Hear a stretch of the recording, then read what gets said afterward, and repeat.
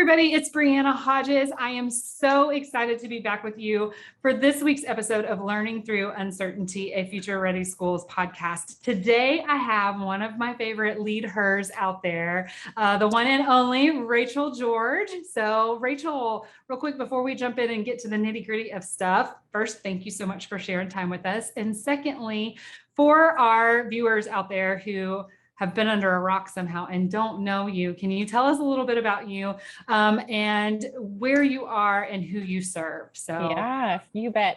Well, thank you. Excited to be here with you, my friend. I'm Rachael George, and there's probably like a lot of Rachael Georges out there if you Google me, I am sure. But I'm in Oregon. I'm in the Oregon Trail School District. I'm an educational leader. Just recently left the elementary school, still a pre-K principal, but also do a variety of roles at the district office, from student services to teaching and learning. Spent 7 years at the elementary school as the principal. Just loved it. Was a middle school principal previous. It was like a Goldilocks kind of situation when it came to teaching, trying to find my right fit. Tried out elementary, tried out middle school, high school, so the whole gamut. So really settled in with middle school math and loved it. It was like the best kept secret. I don't know why more people don't want to teach middle school math, seriously. So I'm real involved with NAESP. I'm one of their fellows in the Center for Innovation, along with Adam Welcome, a good friend. So love everything about education. In fact, I'm even married to another principal. So he's a middle school principal, and we talk shop all the time. We do have some balance and some time off, but we're really about kids.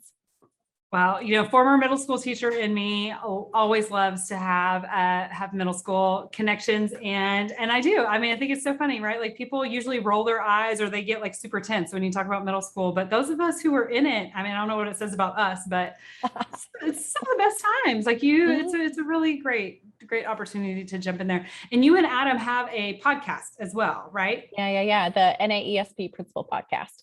Not super creative, but really nice, direct to the point, and clear. So you know what you're getting into.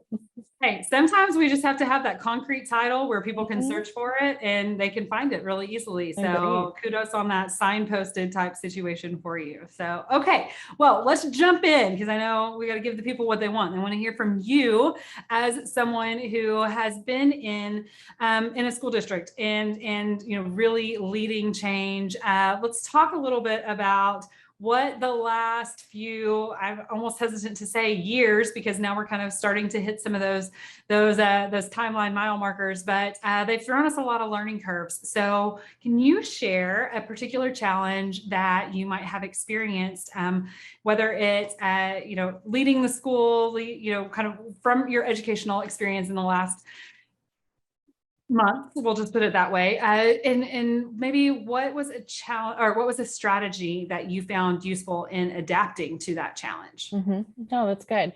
So coming from a Title I background, and that's everywhere that I taught, and also everywhere that I served as an administrator, parent engagement was always something we struggled with. And, they always would say, if you feed them, they'll come. And that was awesome. And that was a great first step. But to actually create that meaningful dialogue and that side-by-side partnership was incredibly challenging. So when COVID hit, and we're still in the midst of it, and I'm changing my language because 2 months ago I said we were coming out of it, and we are so not necessarily coming out of it, or at least not here in Oregon. We had to really shift our practice because we still wanted to continue and foster that partnership and relationship. And like many of you found, right, like being able to help and support kids at home is really, really challenging. Like, thank goodness that we're educators and we have some of this background, but imagine the families that don't. So we wanted to come alongside. So we switched our family events to virtual. And at first we thought no one would show up, like, maybe 10. Unprecedented numbers of folks showing up for craft nights, community building activities, read alouds. It literally brought tears to my eyes, the engagement and the partnership, and how thankful everyone was. And that's been something that we've continued as we've moved forward.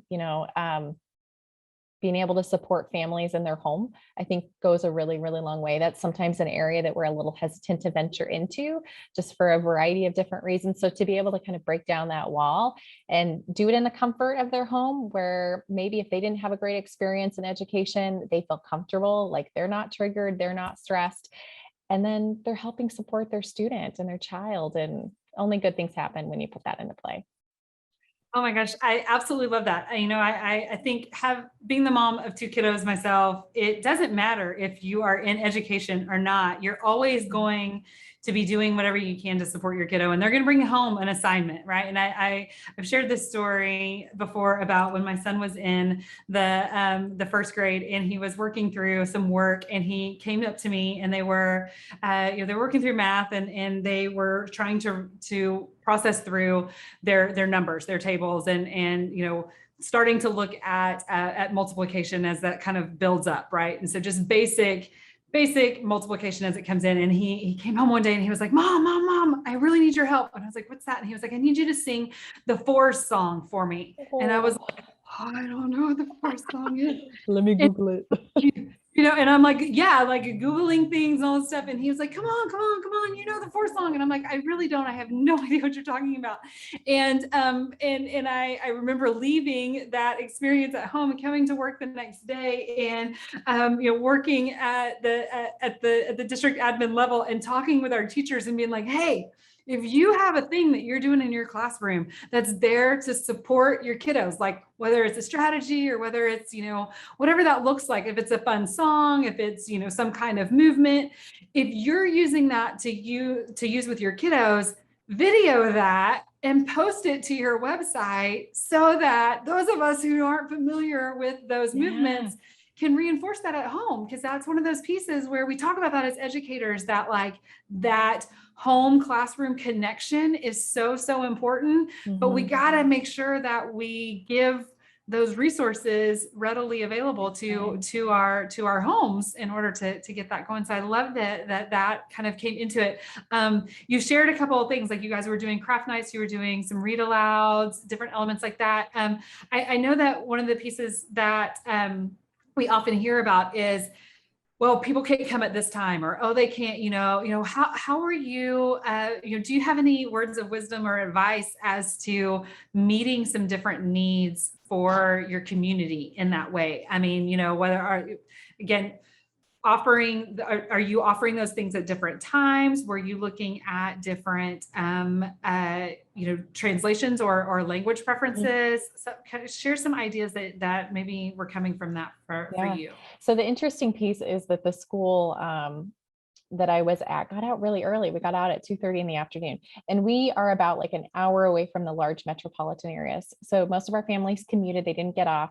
So one of the big struggles was trying to get staff, including myself, to be like, hey, do I want to kill time from like 2:30 to 6? Maybe if I don't live in the community. I mean, I do, but there's a bunch of staff that commute in for school to wait around and then do the family engagement night for whatever that is. Like that was a hard sell. And so oftentimes we would limit it. But the amazing piece about being virtual is that we could flex and put it ideally at the time that worked for the families, because they could join from home.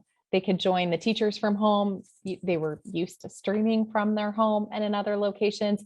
And it all of a sudden wasn't awkward. Like, right. When at least for me, maybe when I first saw families like at home and I'm like, oh, or when they saw me in their home, they're like, this is getting kind of personal. Like, what does she have in the background? Like, what's going on? And now it's just our new normal. And so I don't really think twice about it. And I think a lot of folks are in that same boat. So we offered a variety of different times. We really heard from our community about what ideally worked well for them and their schedule. And then we gave teachers flexibility. That's also something that we've kept moving forward. IEP meetings, keeping those virtual, like talk about engagement. So then that way, guess what? If they're in downtown Portland and they're driving back home, they can still join, they can still listen in. They're not needing to take time off work. We can also be really, really supportive of families of our educators, right? Like they can go home and they can still participate with their kids in the background and present, and they're not needing to miss out on their home and family life, because that's the other balance of it, right? Like, so give yourself entirely over your school community, which we're all incredibly dedicated to, but sometimes that's at the detriment of our families, like our own personal families. And that's something that I think we need to be really cognizant about. So that virtual aspect has just been phenomenal. Of course, we're still trying to do things face to face, especially in our new school year and across our district, but large, big groups and different pieces that we can do virtual, we're still doing that, especially if we can maintain a high level of engagement, involvement, positive feedback, and those relationships. Well, and it sounds like flexibility becomes that key word, right? And I think that is what Do you feel that that is what drives that increased engagement, that that's what that drives that increased relationship and feedback, and like you're getting more, positive interaction with it because you're not forcing people to choose between one or the other? Big time, especially Title I schools. Am I going to go to work? Am I going to take time off? How much leave do I have? If I'm going to have to take leave, what if my kid gets sick? Because we're running into that. My kid's now put into quarantine. And how am I going to supervise my elementary or middle school kid while I have to work? Like, how do I juggle these pieces? Are you going to pay my daycare bill? Ugh. So now guess what? We don't have that on the table anymore. We're just going to support you wherever you're at. And that feels good. Which, I mean, what a goal, right? So, Right. speaking of that being our major goal as educators is to provide learning experiences wherever learning happens, which is everywhere.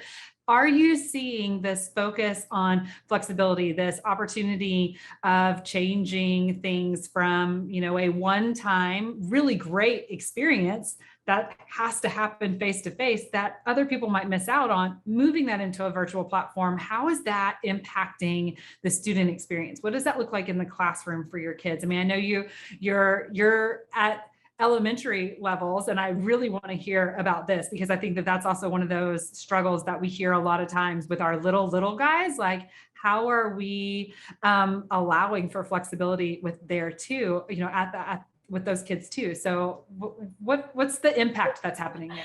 So I would say we're doing great on the home front when it comes to some of that extracurricular outside, that enrichment, homeschool community aspect.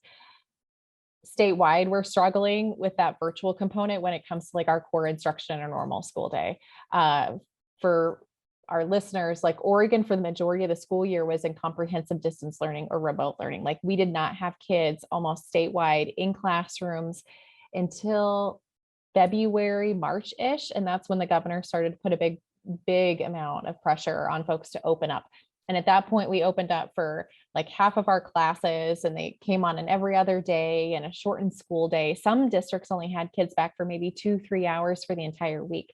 So the large metropolitan areas really didn't have any kids in their building at all. So then we had a shift again from the governor's perspective of really wanting kids in full day, 5 days a week, like normal. And I think that was also really misconceived. Like it messed us up. Like we were thinking normal school year, normal days. And we did so much planning that we really compartmentalized. It kind of shuffled off some of our online learning. Because for myself, like all summer long, as we're coming out of COVID, we're done with COVID. Like I got my shots, like we're good. We have a great vaccination rate in Oregon. We're rocking it. And to then have the Delta virus come in and all these different perspectives and the stress and the emotion. And as our rates went insane, we had a lot of families that shifted and didn't want their kids necessarily face to face.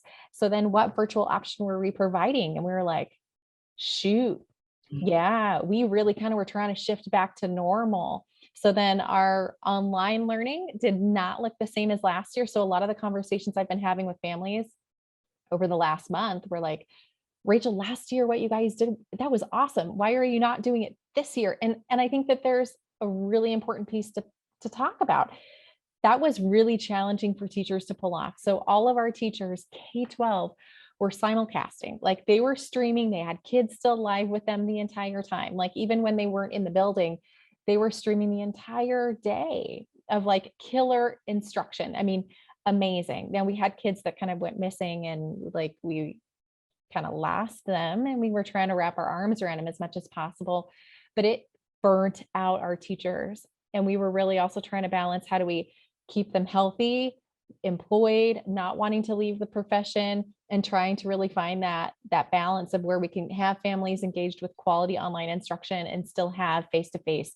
And we haven't hit the mark. We're still tinkering with it. We're still working on trying to find some solutions where it's not necessarily the exact process we had last year, but it's not where we're at right now. So we're working with the union to figure some different pieces out. And I think the piece I really appreciate is that it's an open dialogue that's collaborative with both groups. Like they're really honest about what we need and, what it looks like, sounds like, and that workload piece. And we really try to help brainstorm and come up with solutions. It's probably one of the best union situations that I've ever worked with and for. So I appreciate that immensely.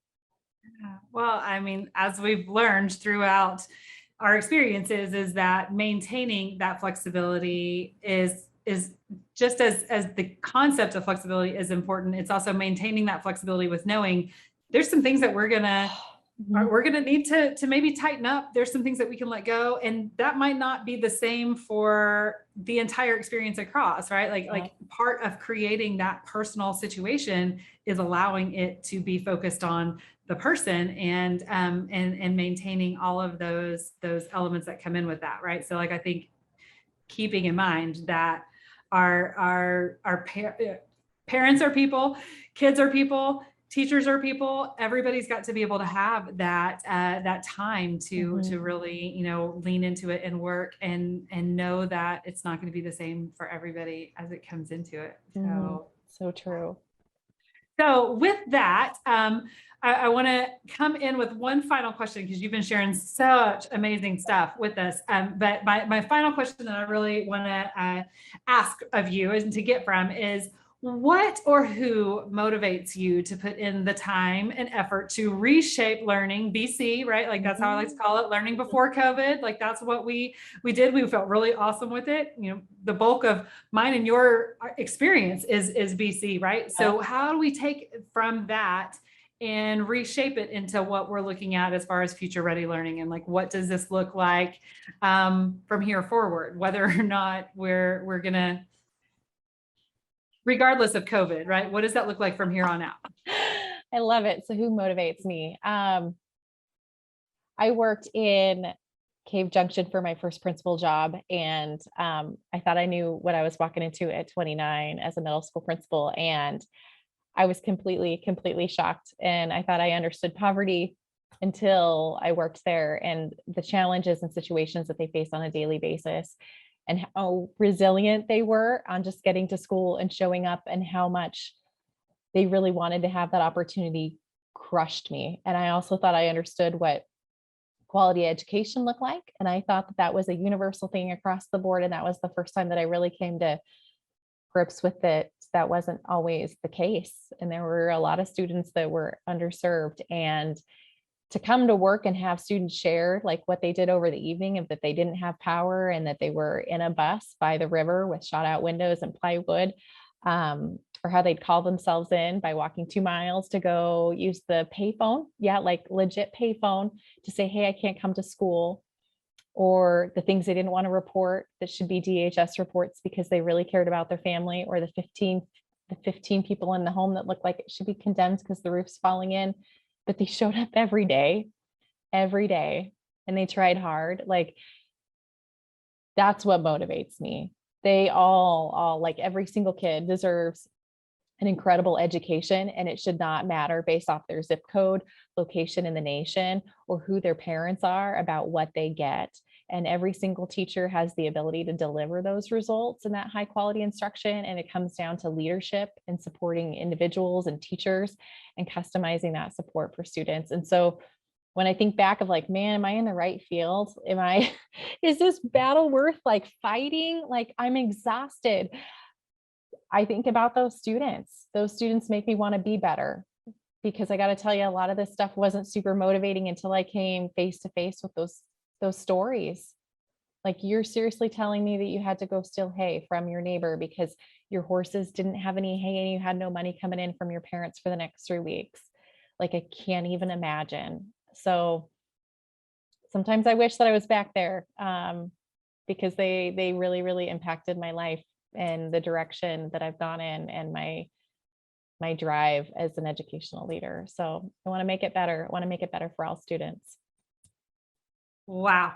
I can't thank you enough, Rachel, for sharing that empowering perspective of knowing that what you do as an educator, regardless of your title, is so incredibly important to these kids and to these families. And it makes a huge difference every single day. And that's such a powerful reminder that it does make a difference. It's exhausting.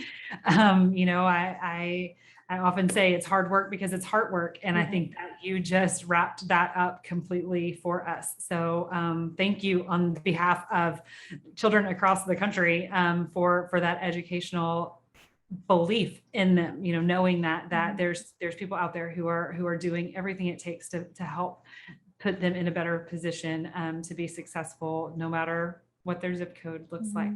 Definitely appreciate that. Well, wow. I've loved this time with you, and I always do. I always come away with such a new and reinvigorated passion and drive for this work. And today is definitely no exception. So thank you so much for sharing this sharing today with us, and showing that leading and learning through uncertainty doesn't come with the playbook. It definitely is something that we have to adapt and be flexible with, but you're proof that it works. So thank you so much for today. And for everybody out there, thank you so much for being a part of today's podcast. And we look forward to visiting with you and hearing from you in the future. Thanks so much, guys. Despite our good intentions, 2020 helped us clearly see that while each day brings a multitude of uncertainties, future-ready leaders are leaning into those opportunities, leading necessary changes to address inequities and learning through uncertainty. Learning Through Uncertainty is hosted by me, Brianna Henneke-Hodges, National Faculty for Future Ready Schools. In each episode, we'll connect with future-ready instructional leaders and learners as they share their expertise, advice, and experience reimagining teaching and learning to better suit today's learners with tomorrow's techniques. Together, we'll reimagine possibilities, renew communities, and reinvigorate pedagogical practices. Together, we'll redesign environments, recalibrate services, and reconnect purpose, passion, and practice. Subscribe and listen to Learning Through Uncertainty wherever you get your podcasts. Go ahead and subscribe so you don't miss an episode. Learning Through Uncertainty and Future Ready Schools are projects of All for Ed, because together we're better, and together we're future ready.